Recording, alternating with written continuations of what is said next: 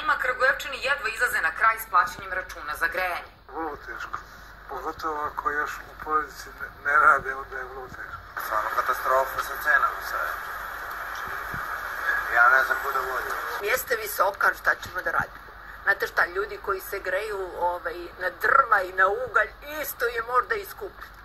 A mi čitav stan, ne znam šta da vam kažem. Nagomilani dugovi kragujevačke energetike onemogućavaju smanjenje cene centralnog grejanja za 25%, kažu iz udruženja Kragujevački kućni savet.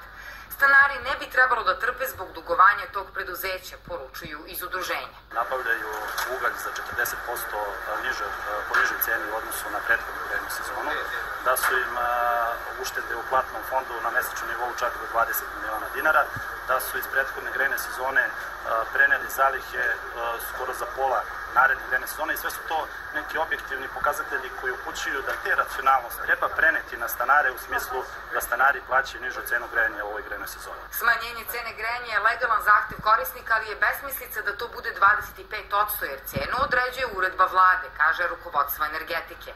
S druge strane, najveći kamen oko vrata kragujevačkog preduzeća su stara preneta dugovanja grupe Zastava. Na osnovu zajedničke potrošnje, energetika duguje oko 12 milijardi dinara Srbijagasu i EPS-u.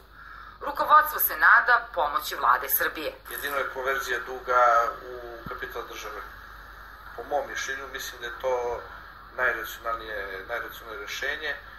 Drugo rešenje bi moglo da bude uvođenje manjinskog partnera, dakle uvođenje partnera koji bi bio manjinski u energetici, koji bi imao kapital da se ova tehnologija promeni kako bi bila efikasnija u pružanju ove usluge. Kragujevčani energetici duguju oko 1 milijardu dinara, a grad nešto više od milijarde.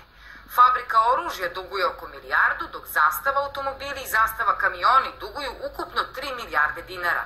Energetika je bila u restrukturiranju od 2005. godine. Od juna prošle godine i u državnom vlasništvu i ima 470 zaposlenih.